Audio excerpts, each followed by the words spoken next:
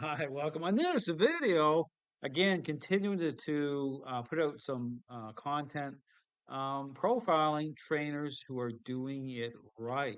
And again, understand there's so much wrong, okay, in the dog training community by those who, will engage a relationship problem by way of bribery, using treats. You wonder why the service dog training industry is in a mess with dogs not able to perform certain tasks and distracting areas. Well, here's another video put out by k9Staya. It's a short, and I want to again really highlight because it really lines up perfectly.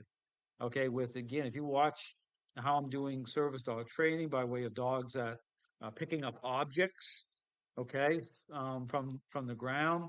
I'm using little pieces of plastic pipe. I'm using heavier objects, but how I'm getting dogs to do that by way of a demand. Okay, so again, bringing influence and control into it, so it aligns the right way by way again of dogs responding, okay, performing certain tasks to the relationship. So here I want to place those because again, this is a great illustration, and here's the trainer. She's showing it. She's showing encountering a large branch, like very large branch, and you're gonna see how she goes about, um, you know, uh, getting the dog to perform, to respond by way of a demand, okay, through the relationship. So let's play some of this. So, friends, you'll be surprised, but today Alusha decided to test my mettle, and I couldn't pass by this situation without showing you how it happened and how we dealt with it. Notice he knows the command fetch, and he's brought me this stick before, but now he's trying to play dumb like I can. So here's the thing. So again, when you're in transition, you're in a process, you're starting to really work on, changing the perceptions of dogs, aligning the perception of dogs. What you're going to encounter, okay, is this whole thing with a dog like refusing to do it. Okay, even though you know the dog can do it. Okay, this is an issue about control. Who's in control? This is about relationship. It's about how you're perceived in the relationship, the roles themselves. And so here's you saying the dog, she knows the dog can do it. That in the past, this dog is saying, no, I ain't doing it. Okay. Can't So do it here, or I don't understand it. Oh, I can't do it. Like, what are you saying? I'll just lie down and that's it, and I won't do anything. But, friends, so here, you see how she's again bringing this dog under intentional control and influence by way again of putting a demand on the dog to take a hold of the stick in the dog's mouth. And this is where, again, when you're doing this type of thing, and she's doing it absolutely great here, is it's all about, and she mentioned about punishment. It's not about punishing the dog for not doing it. Okay, it's about bringing this to a level of a demand, so it just naturally kind of aligns with the dog's perceptions. Okay, it's as though the dog, it's like what you're doing is you're basically in a way shaping, mimicking by way of how you're aligning through your movement, how the movement of the dog pushing, okay, inserting the branch into the dog's mouth area, and even through there, you'll see again as a dog becomes more and more agreeable to this, you'll see how a dog will start to even open up their own mouth, okay, to agree to accept the object. And again, this is where you can incentivize a little bit. Okay, so the dog understands certain points in the process itself through the shaping that it's what you want. So you can say little good boys or good girls, but influence and control are part of the equation at the same time. Okay, so understand that, and when you do it, it's very smooth and fluid. You don't want to be jerky. You want it just to kind of really align with the natural movement of the dog, as though the dog is doing it themselves. So you're kind of manipulating the dog into it, but it's through the relationship. It's through a demand. in situations like this, you absolutely shouldn't back down. Mhm. Besides, I wouldn't punch the dog either. And then, In yeah, fact, I didn't do it for one simple reason. If you punish him now, firstly, he won't understand what you want from him. And And this is where she's doing a great. This is where you got to control your emotions. Like a lot of times, people want to get frustrated or they're upset that the dog didn't do it. It's not about that. Okay, understand. This is about the roles. Okay, this is about you're in transition. Okay, you're establishing how the dog sees you. And so this is normal. It can be normal part of the process. And if you watch my service dog training videos, you'll see how I'm doing this over and over and over again, how it lines up properly, and this how this transfers into. People want to know how this transfers into service dog training. So if you're in a very distracting area, okay, where there's lots of activity, the dog is going to perform the task, okay, because again the perceptions have aligned the right way. It's a demand. Hey, pick it up. Okay. But if you're leaning into this whole thing with, especially at the first part of the process, using treats, trying to bribe the dog, and the relationship hasn't been established properly, the perceptions have not aligned properly, the focus isn't on to you the right way, it's all going to fall apart. I talk about the glue that holds it all together is relationship glue. Okay. So, but here she's doing this secondly, he'll perfectly. basically start avoiding this situation, and we don't need that. We need to But see how she moves her hand here?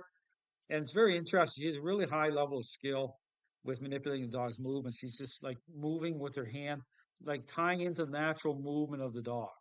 Okay, this is what really helps to really allow that to take hold of the dog's mind as though the dog's doing it on their own. It ties it in. It's a demand, but it really does align into the natural movement of the dog. explain one simple thing to him.